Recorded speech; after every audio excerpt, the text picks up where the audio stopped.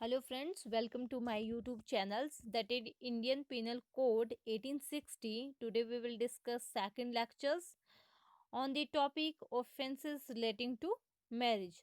So offenses relating to marriage, that is two things. First is offenses and second is marriage. So offenses is given under section 40 of Indian Penal Code, and it is also given in section 2 of CRPC that defines the offenses. So आपका section 40 जो है Indian penal code का क्या कहता है? A thing made punishables by this code. Sections जो punishables मतलब ये कहता है सेक्शन 40 जो इंडियन पिनल का कोड का ये कहता है अ थिंग कोई भी चीज that is made punishable by this Indian penal code is called the offences. And second is CrPC. Section CrPC section 2 बोलता है, सेक्शन 2 जो है सीआरपीसी का ऑफेंस है अगर कोई भी ऐसा एक्ट जो पनिशेबल्स है by IPC and that is also punishable by the CrPC, या कोई और एक्ट के अंदर या वो आता है and that is a punishable. So the definitions of section 3 of section 2 of CRPC is wider than the section 40 of the Indian Penal Code. So next is marriage. तो मैरिज जो है हम आपको जो है पर्सनल लॉ जो है उसमें हम मैरिज को पढ़ते हैं. तो पर्सनल लॉ के अंदर हम पढ़ते हैं हिंदू लॉ भी पढ़ते हैं, मुस्लिम लॉ भी पढ़ते हैं. ठीक है, तो इसमें हम डेफिनेशंस भी पढ़ते हैं, इसके असेंशियल एलिमेंट भी पढ़ते हैं, हिंदू लॉ के अकॉर्डिंग भी पढ़ते हैं, मुस्लिम लॉ के हिसाब से भी मैरिज को हम पढ़ते हैं. ठीक है, तो हम इसमें ये कहते हैं कि अब जो आपका है चैप्टर 20 है ऑफेंसेस रिलेटिंग टू मैरिज है इंडियन पिनल कोड के अंदर, ये क्या कहता है? सेक्शन 493 कहता है cohabitation caused by man deceitful inducing a belief of lawful marriage. ये कहता है every man who by deceit causes any women who is not lawfully married to him but to believe that she is a lawfully married to him. वो क्या है, अगर कोई person किसी औरत के साथ लॉफुली मैरिड वो नहीं है, ठीक है, लेकिन वो उसको बिलीव करवाता है कि she is lawfully married to him, कि वो लॉफुली मैरिड है, उसके साथ उसकी लॉफुली मैरिज सोलमनाइट हो चुकी है, वो उसको बिलीव करवाता है मैन, किसको? वोमेन को. ठीक है, वो क्यों करवाता है? ताकि टू कोहिबिट और have sexual intercourse to him in that belief, ताकि वो उसके साथ कोहिबिटेशन कर सके and have a sexual intercourse to that women. So इसलिए इसको विश्वास लेता है. If is this kind of act has been done by a man he shall be punished with imprisonment of either description of a term which is extend to 10 years and liable to fine. तो इस case में अगर कोई ऐसा कोई man जो है ऐसा ऑफेंसेस करता है, ऐसा कोई एक्ट करता है, तो इसमें 10 years की इम्प्रिजनमेंट है and he shall be liable to fine है. और ये आपका जो है that is triable by the judicial magistrate first class के द्वारा इसको ट्राइबल किया जाएगा. ये नॉन कॉग्निजेबल है ऑफेंसेस है and it is a non bailable also. ठीक है, आपको नॉन बेलेबल पता है, नॉन कॉग्निजेबल पता होगा, that is given under the CrPC also. So अब सेक्शन 494 की बात करते हैं. सेक्शन 494 कहता है marrying again during the life time of husband और वाइफ. अब हमने ये पहले भी हम बता चुके हैं कि मैं ये बोलता है कि सेक्शन 494 बोलता है कि marrying again during the life time of husband और वाइफ. अगर कोई हस्बैंड है या कोई वाइफ है, ठीक है, वो कोई दोबारा शादी करता है लेकिन उसकी फर्स्ट मैरिज जो है वो सबसिस्ट में है, ठीक है, फर्स्ट मैरिज उसकी अभी वैलिड है, उस टाइम वो मैरिज करता है, तो क्या होगा? तो हम इसको बाइगेमी भी कहते हैं. सेक्शन 4 जब हम 494 की बात करते हैं that is also called the bigamy. जो आपका बाइगेमी है, ठीक है, आप अब हम हिंदू लॉ के अंदर जब हम बाइगेमी, एक तो हम अंडर आईपीसी पढ़ते हैं, एक हम बाइगेमी अंडर हिंदू लॉ पढ़ते हैं, दो चीज़ों में पढ़ते हैं. जो बाइगेमी की बात की गई है, बाइगेमी हम जो अब हिंदू मैरिज एक्ट आया था 1955 में, इसने स्टॉप किया था बाइगेमी को. तो बाइगेमी में दो प्रकार की होती है. What is the bigamy? Bigamy जो है दो काइंड की होती है, एक होती है पॉलीगेमी और एक होती है पोलेंड्री. ठीक है, पॉलीगेमी होती है जहाँ पे एक आदमी एक ही टाइम में बहुत सारी वाइफ्स के साथ शादी करता है, ठीक है, या उसकी बहुत सारी वाइफ्स होती है एक ही टाइम में, एक आदमी की एक ही टाइम में बहुत सारी वाइफ होती है। पोलेंड्री होते हैं जहाँ पे एक वाइफ के एक ही टाइम में बहुत सारे हस्बैंड होते हैं।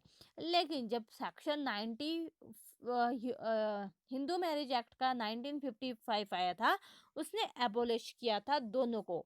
बाइगेमी को एबोलिश किया, पोलेंड्री और पोलीगेमी को भी एबोलिश किया। बट अब क्या है, उसने किसको फॉलो किया, उसके बाद रूल फॉलो हुआ गया था मोनोगेमी का। हिंदू मैरिज एक्ट के अंदर जो है अब मोनोगेमी आया था, जहाँ पे एक ही हस्बैंड के एक ही वाइफ होगी।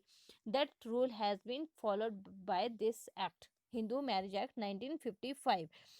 और हिंदू मैरिज एक्ट 1955 जो आया था, उसमें एक कंडीशन सेक्शन 5 क्लॉज 1 जो था हिंदू मैरिज एक्ट का, उसको उसमें एक असेंशियल कंडीशन बना दिया गया था इसको, मैरिज को, ठीक है। और उसमें बाइगेमी को पूरी तरह से स्टॉप किया गया था, ठीक है। उसमें यही कहा गया था कि शादी से पहले कोई भी हस्बैंड है या कोई भी वाइफ है, उनका मतलब कोई और वाइफ और हस्बैंड नहीं होना चाहिए, उनकी पहले कोई और मैरिज नहीं होनी चाहिए थी। तो इसको एक कंडीशन बना गया था हिंदू मैरिज एक्ट 1955 में सेक्शन 5 क्लॉज 1 में, और बाइगेमी को स्टॉप किया गया था। एंड सेक्शन 11 जो है, इसमें भी बाइगेमियस मैरिज को वॉइड डिक्लेयर किया गया था। जो सेक्शन 11 था आपका हिंदू मैरिज एक्ट का, उसमें बाइगेमियस मैरिज जो थी उसको वॉइड डिक्लेयर किया गया था। और section 17 of Hindu marriage act का, उसमें क्या किया गया था, जो पीनल ऑफेंसेस बना दिया गया था, बाइगेमियस मैरिज को एक पीनल ऑफेंसेस बना दिया गया था। And it is also punishable under the section 494 of the IPC. That is, उसको क्या है, उसमें तो बायोगेमिस मैरिज को क्या किया गया था, वॉइड किया गया था, वो कि ये शादी तो वॉइड है। लेकिन इसको ऑफेंस भी बना दिया गया था इंडियन पिनल कोड के अंदर सेक्शन 494 में, जो हम अब पढ़ेंगे। सेक्शन 494 की बात करेंगे हम। तो सेक्शन 494 बोलता है, whoever having a husband or wife living marriage in any case in which marriage is void by reason of taking place during the lifetime of his husband and wife shall be punished with imprisonment description for a term which is 7 years and liable to fine। अब section 494 में क्या बोलता है, अगर कोई भी accused person दोबारा marriage करता है, फर्स्ट कंडीशन दोबारा मैरिज करता है, और वो पहली उसकी मैरिज हुई है सबसिस्टेंस में, पहली मैरिज कैसी उसकी वैलिड है, ठीक है। Person with married is still alive, जिस पर्सन के साथ वो मैरिड कर चुका है पहले, ठीक है, वो अलाइव है। अक्यूज मैरिड, लेकिन अब क्या करता है, अक्यूज पर्सन मैरिज कर लेता है दोबारा से। ये बोलता है अगर कोई भी अक्यूज पर्सन दोबारा मैरिज करता है और उसकी मैरिज से पहले एक और वाइफ है, और उसकी मैरिज जिसके साथ उसने मैरिज किया है, और वो वैलिड मैरिज है, उसकी शादी जो है सबसिस्ट कर रही है, ठीक है, वहां पे कोई डाइवोर्स नहीं हुआ है, ठीक है, वो वॉइड मैरिज नहीं हुई है, वो वैलिड मैरिज डिक्लेयर है वो, ठीक है। तो अगर फर्स्ट मैरिज वैलिड है, अगर वो दोबारा अक्यूज पर्सन किसी और से शादी करता है, then he shall be liable for the imprisonment that is extend to 7 years, ठीक है। तो ये इसमें कहा गया था कि अगर कोई भी पर्सन है during the life time of his husband और वाइफ, अगर वो मैरी करता है दोबारा से किसी और के साथ, और उसकी फर्स्ट वाइफ लिविंग में है, उसका डाइवोर्स नहीं हुआ है, फर्स्ट मैरिज उसकी सबसिस्ट कर रही है, वैलिड है, तो क्या है, वो जो है पनिशेबल है, वो पनिशमेंट के लिए लायबल है, that is 7 years and liable to fine. इसमें एक एक्सेप्शन भी दी गई है आपके, इसमें सेक्शन कहता है, section does not intend to any persons whose marriage with the person's husband and wife has been declared void by the court of competent jurisdiction। this, अब ये क्या बोलता है, एक्सेप्शन बोलता है, this section does not intention to any person, ठीक है। ये सेक्शन जो है उसकी इंटेंशन ही किसी पर्सन के लिए whose marriage है, whose marriage with such husband or wife has been declared void by the competent court of jurisdiction। अगर competent court of jurisdiction ने इसको वो किया गया है, ठीक है, competent of court of jurisdiction ने अगर इसको वॉइड डिक्लेयर किया गया है, तो this section does not intend to that person, ठीक है। तो अब ये कहता है कि ये जो है लाइबल है 7 ईयर्स के लिए, और ये जेएमआईसी के द्वारा ट्राइबल है, कॉग्निजेबल ऑफेंस है, और कंपाउंडेबल भी है कि आप कंपाउंड करवा सकते हो उसको with the permissions of persons और with the permissions of the court, कि आप कॉम्प्रोमाइज करवा सकते हो लेकिन किसकी परमिशन से, पर्सन की परमिशंस के द्वारा और कोर्ट की परमिशंस के द्वारा।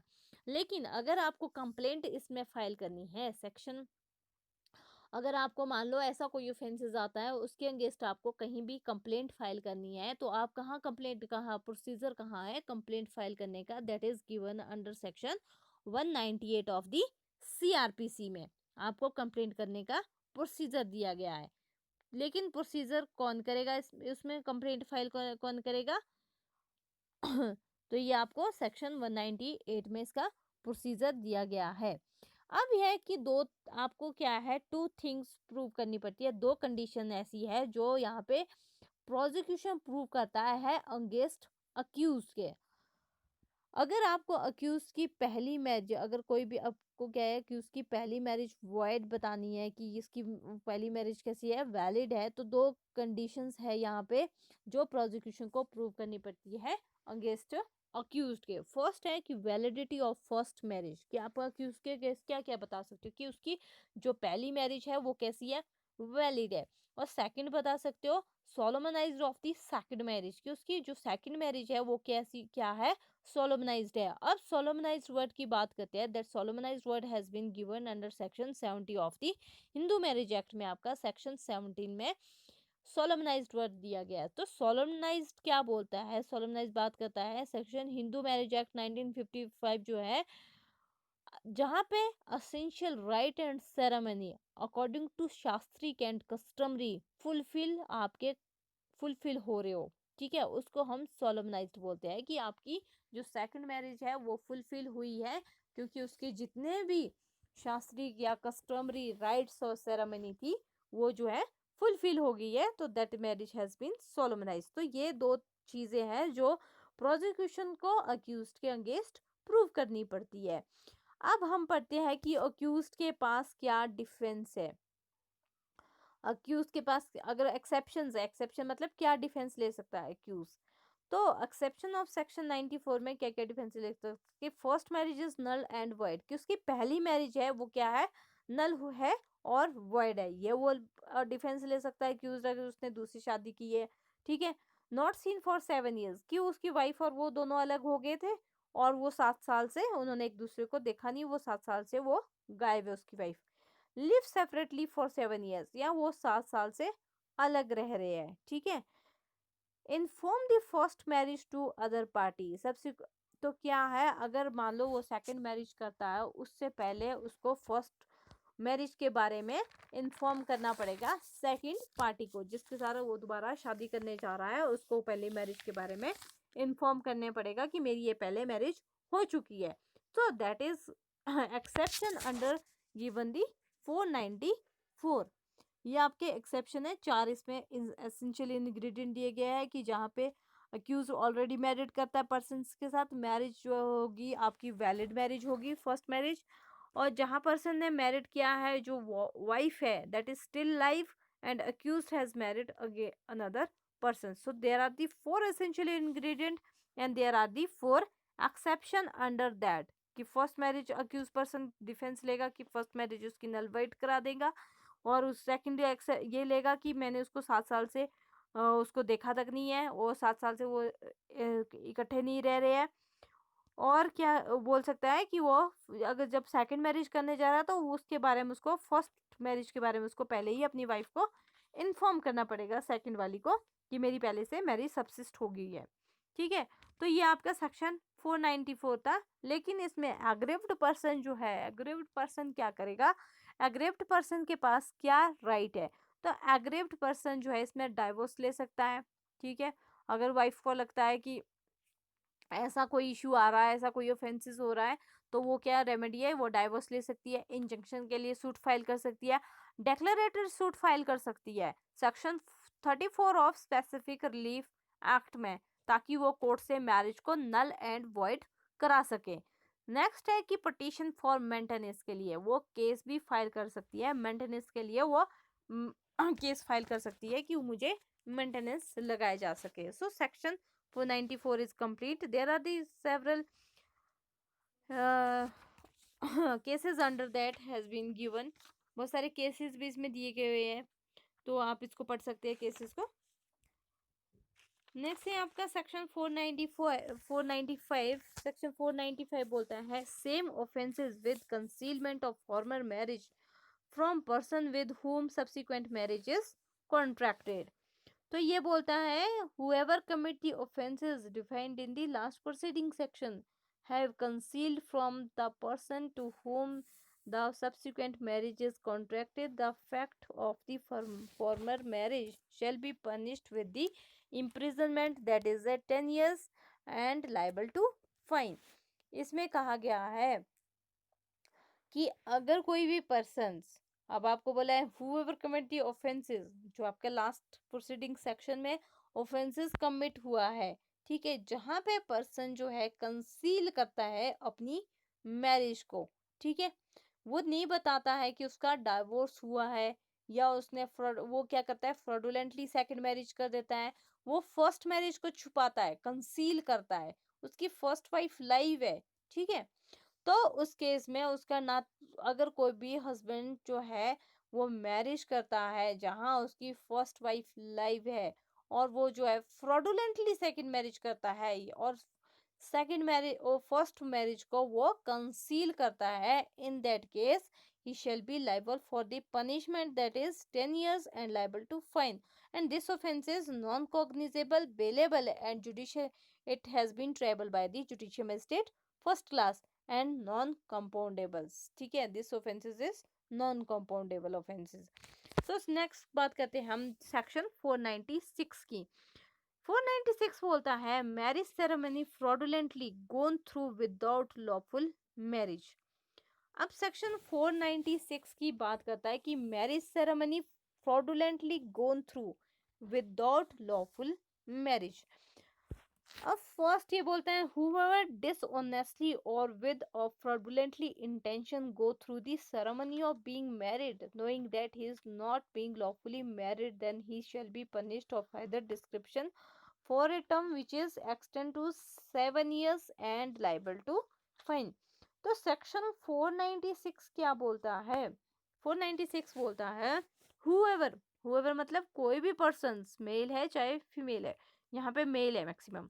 whoever dishonestly, अगर कोई भी मैन dishonestly, मतलब डिसऑनेस्टी आपका दिया हुआ है सेक्शन 24 आईपीसी में, जहाँ पे किसी पर्सन को रॉन्गफुल लॉस हो रहा हो और किसी को रॉन्गफुल गेन हो रहा हो, ठीक है, अगर कोई भी पर्सन डिसऑनेस्टली और फ्रॉडुलेंट इंटेंशन, उसकी इंटेंशन कैसी है, फ्रॉड करने की है, goes through the ceremony of being married, अगर वो क्या परफॉर्म करता है कि वो जो सेरेमनी होती है मैरिज की वो परफॉर्म करता है, ठीक है, नोइंग दैट, और उसको नॉलेज है कि he is not there by lawful married, कि ये लॉ, अगर कोई भी पर्सन फ्रॉडुलेंटली और डिसऑनेस्ट इंटेंशंस के साथ मैरिज की जो सेरेमनी होता है, मैरिज की जो सेरेमनी होती है उसको परफॉर्म करता है और उसको नॉलेज है, उस नॉलेज के साथ उसको पता है कि जो मैं ये मैरिज की सेरेमनी परफॉर्म कर रहा हूँ it is not a lawfully married, उसको पता है जो ये सेरेमनी है ये लॉफुली परफॉर्म्ड नहीं हो पाई है, ठीक है, और उस केस में उसको पनिश किया जाएगा अगर वो ऐसा कोई ऑफेंस करता है जहाँ पे वो फ्रॉडुलेंटली और डिसऑनेस्ट इंटेंशंस के साथ मैरिज परफॉर्म करता है, मैरिज की सेरेमनी परफॉर्म करता है जहाँ उसको पता है कि ये लॉफुल मैरिज नहीं हो पाई है, तो उस केस में ये 7 ईयर इम्प्रिजनमेंट उसको लाइबल किया जाएगा ऑफेंस के लिए और लाइबल टू फाइन ऑल्सो, ठीक है, तो उसको 7 ईयर्स की पनिशमेंट मिलेगी and he is also liable for the fine, ठीक है, ये आपका हो गया 496. नो, अब हम बात करते हैं अडल्ट्री की.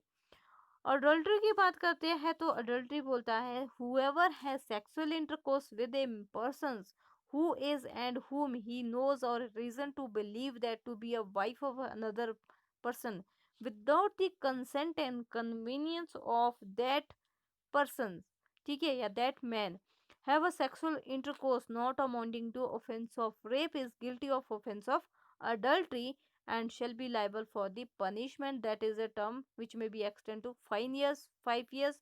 Both fine or both and wife shall not be punishable as an abettor.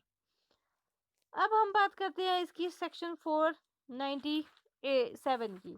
तो 497 जो है आपका वो अडल्ट्री की बात करता है। तो इसमें क्या बोला गया है, अडल्ट्री में कहा गया है कि हुएवर, कोई भी person have a sexual intercourse with a person, अगर कोई भी पर्सन सेक्सुअल इंटरकोर्स करता है किसी वुमेन के साथ, and he has a knowledge, अगर उसका नॉलेज है, and has a reason to believe, reason to believe जो है आपका सेक्शन 26 आईपीसी में दिया गया है, रीजन टू बिलीव, और उसको पता है, ही हैज अ नॉलेज और he has a reason to believe कि she is not the, she is the wife of the another person. ठीक है, अगर कोई भी पर्सन सेक्सुअल इंटरकोर्स करता है किसी वुमेन के साथ और जो कि उसकी वाइफ नहीं है, उसको पता है, उसको नॉलेज है कि ये किसी दूसरे पर्सन की वाइफ है, without the consent and convenience of the husband, और वो सेक्सुअल इंटरकोर्स करता है without the permission, without the consent and without the convenience of the husband, husband की मर्जी के बिना वो ये काम करता है। ठीक है, so this sexual intercourse not amounting to rape, but जो ये सेक्सुअल इंटरकोर्स है वो not amounting to offence of rape क्यों कहा गया है, क्योंकि यहाँ पे वाइफ की कंसेंट है, इसलिए ये नॉट अमाउंटिंग टू रेप कहा गया है। अगर यहाँ वाइफ की कंसेंट होती, वाइफ की कंसेंट नहीं होती तो इट इज ए रेप। अगर यहाँ पे वाइफ कंसेंट दे रही है, दूसरे पर्सन की वाइफ कंसेंट दे रही है, so this sexual intercourse not amounting to offence of rape.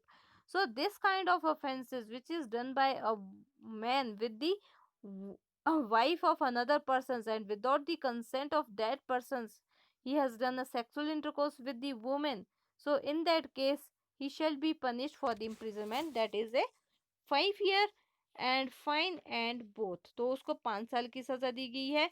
ये नॉन कॉग्निजेबल ऑफेंसेस हैं और बेलेबल ऑफेंसेस हैं, लेकिन इस केस में एक एक्सेप्शन आया था, in this case wife shall not be punishable as an abettor, कि वाइफ को एक अबेटर नहीं कहा गया है इस केस में, कि wife is not punishable as an abettor. Section 497, wife is not punishable as an abettor because author of this code were of the view that Indian society is of different kind, which may well lead to a man to pause before the he determines to punish the infidelity of the wives.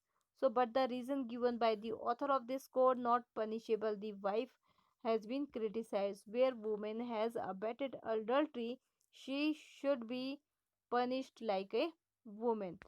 तो इसको एक adultery को, इसको एक continuing offence कहा गया है कि नहीं कहा गया, तो इसको जो है अडल्ट्री को एक कंटिन्यूइंग ऑफेंस नहीं कहा गया था। ठीक है, तो it is not a continuing offense, it cannot be said to be the offense is continuing, this offense is a, because every act of sexual intercourse amount to an offense of adultery, and if a person has sexual intercourse with a woman several times, it cannot be said that the offense is continuing offense. So this has been given in sections, this has been given in the case Reva case in Nagpur High Court. This is the Nagpur High Court case. You have to study this case also. So there the next is last section, that is a enticing or taking away or detaining with criminal intentions a married woman। ठीक है, अब इसमें कहा गया है whoever takes or entices away any woman who is and whom he knows or reason to believe that to be the wife of another man, from that man, from any persons having cares of his on the behalf of that persons, with the intention she may have illicit intercourse with any persons or conceal detains with intention to any persons, shall be imprisonment for description 2 years and fine। So this section punishes a persons who entices or take away or detains a married woman with criminal intention।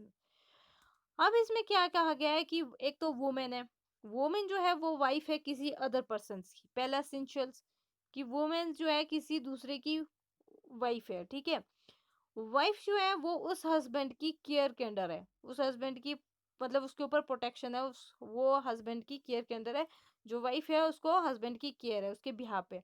Accused क्या करता है, अनटाइज करता है, took away करता है women को from her husband. जो accused person है वो दूसरे पर्सन की वाइफ को without the permission of that husband उसको ले आता है, टुक अवे करता है, एंटाइज करता है, ठीक है। Accused knew she is the wife of another person, accuse को पता है कि ये दूसरे की वाइफ है, और उसको डिटेन करता है फॉर सेक्सुअल इंटरकोर्स करने के लिए with that some other person. वो खुद के साथ नहीं करता है, लेकिन किसी और पर्सन के साथ उस वोमेन को सेक्सुअल इंटरकोर्स करने के लिए वो डिटेन करता है। जहां पे कोई एक पर्सन, कोई भी अक्यूज्ड पर्सन किसी दूसरे पर्सन की जो वाइफ है वो उसके हस्बैंड की केयर के अंदर है, उसकी अंडरटेकिंग, मतलब उसका हस्बैंड उसका गार्जियन है, उसकी विदाउट उस पर्सन की कंसेंट के बगैर अगर उसको ले आता है और उसकी इंटेंशन है कि उसकी सेक्सुअल इंटर, और उसको डिटेन करता है वुमेन को सेक्सुअल इंटरकोर्स करने के लिए, not from himself but with the some other person, दूसरे पर्सन के साथ उसको डिटेन करता है सेक्सुअल इंटरकोर्स करने के लिए। So in that case this kind of offences shall be punishable. ठीक है, तो यहाँ पे वो दिस इस प्रकार का जो ऑफेंस ये जो होगा एक्ट करेगा कोई भी अक्यूज पर्सन, तो ये ऑफेंस पनिशेबल्स है। और यहाँ पे पनिशमेंट जो आपकी imprisonment that is extend to 2 years है, एंड फाइन है, और बोथ है। It is a non cognizables and bailable offences and compoundable. यहाँ पे ये ऑफेंसेस कैसा है, कंपाउंडेबल भी है। अगर उसका हस्बैंड के साथ वो अक्यूज पर्सन उसके हस्बैंड के साथ वो कॉम्प्रोमाइज कर दे, then it is a compoundable. तो अगर ये आपका सेक्शन 498 है, that is the offences which is against the marriage, which is relating to marriage. That is all about the this section. अगर आपको मेरा चैनल पसंद आया होगा तो प्लीज इसको बेल आइकन को प्रेस करें ताकि आपको इससे रिलेटेड और भी वीडियो मिलती रहे। So thank you.